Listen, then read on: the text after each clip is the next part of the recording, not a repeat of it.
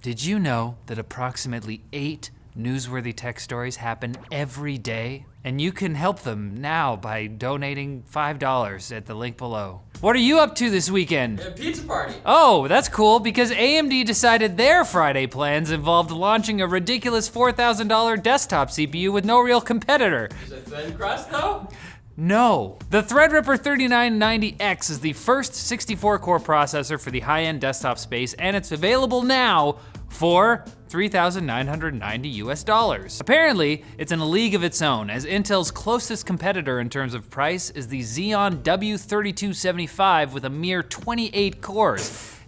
Get out of here. Bush League.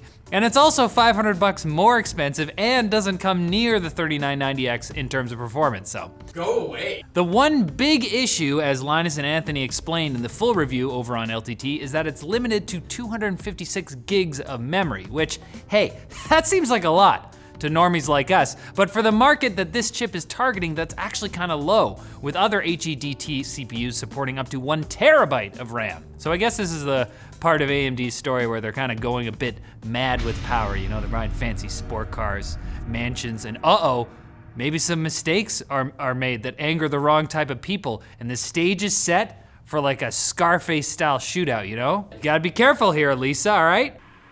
Oh yeah, that's That's not good. Motorola has officially launched the new Razr phone with a foldable display, and things aren't looking too hot. One of the first questions people will always ask about any foldable device is how durable it is, and the Razr is putting up a not great showing so far. In-store models are showing vertical lines across the screen, as well as just straight up broken displays, and a fold test by CNET found that after 27,000 folds, the hinge mechanism started clicking weirdly and resisted being folded. Now, hey! That's like a day for me. Yeah, well, you'll find out here in a second. Now that sounds like a lot of folds, but apparently the average iPhone user unlocks their phone to FaceTime their barista around 80 times a day. So 27,000 folds? That translates to about a year of use, a day for James. Look, I'm not writing the thing off yet, but it's $1,500. I want it to at least stand up to me throwing at the wall in frustration every time I try to check the sports ball scores. And facial recognition startup Clearview AI is being told to back off by tech giants like Facebook, Google, and LinkedIn. You see, Clearview has built a database of faces based off publicly available photos on social media. They say that such a database can help, and has helped, law enforcement to quickly identify persons of interest. Yeah, like you and that interesting mustache. Get out of this school zone. However, the tech big boys think that scraping faces this way violates their policies and have demanded that Clearview stop the practice, with LinkedIn going so far as to send a cease and desist letter. But Clearview says they're perfectly within their rights to catalog publicly available photos, since Americans have a First Amendment right to public information. And really, what they're doing isn't that different from what Google does, index and direct people towards the information they're searching for. Which on the one hand is like, yeah, okay, fine, but on the other hand is like, really though? Not really. I'll see ya at the Supreme Court, James. You don't own that other guy's face, we do. Now it's time for Quick Bits, brought to you by the problem-solving based website and app with over 60 interactive courses in math, science, and computer science, and it can also help you achieve your goals in STEM. What?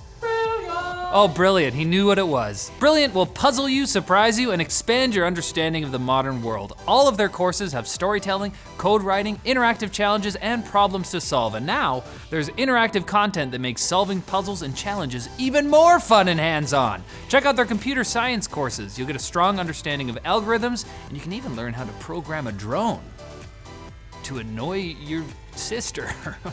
So head to brilliant.org/techlinked and get 20% off today. It's time for Quick Bits! With AMD knocking it out of the park right now, everyone's starting to turn on Intel, even Apple. Code from the latest macOS beta contains references to several AMD processors, including Picasso, Renoir, and Van Gogh APUs. It's a veritable renaissance. Oh! Everybody cheered when EA brought their games back to Steam after keeping them locked in their own Origin store for a while. But now the cheering has died down, because the prices for EA games on Steam has been jacked up in the UK, Canada, Europe, Brazil, and Russia. In some cases, the Steam prices are double the Origin ones. Well, frankly, I'm thankful for this because I was confused for a bit there. Are we supposed to hate EA or not? I know I do. Well, I'm right back with you. Come on, ah! Whoa, look at this crazy thing. It's a laptop called the Pivo Bug with a screen that can rotate from landscape to portrait mode. It's made by Taiwan's Compal Electronics, which they usually don't make their own laptops, so we may see designs like this coming soon from companies like Dell or HP. This is gonna be for like when the smartphone generation kids are in the workforce and then everyone's just typing on like smartphone laptops. Vertical screens so they can check their Snapchats and spreadsheets at the same time. Chrome is rolling out new features that allow users to block select ads deemed too heavy or intrusive, and you can also block those pop-ups that ask you to enable notifications, because why would I? Stop asking! Thank God. But in case you forgot, Chrome is also taking away features, namely Flash, later this year. So thankfully, Flashpoint is a huge archive of thousands of Flash games that you can download yourself, if you wanna just pretend that you never aged past 14 for a little bit. And big news, James! Hello? Ford has created a jacket for cyclists that can display emoji on the back. Oh. Cool, right? The jacket can signal to cars what the cyclist intends to do, like turn or slow down. Dancing lady. It can, anything you want, but it can also display the rider's mood. You can put like faces on it, like, oh, happy face, sad face. But who's gonna be riding around telling like everyone that you're having a bad day? Like, watch out. Did you see the season finale? Sad. All right, and I have to say no thanks. What? To more tech news for today because this episode's over and I can't talk anymore, clearly. So I'll see you next time. Hopefully I'll be more eloquent. I'm sorry.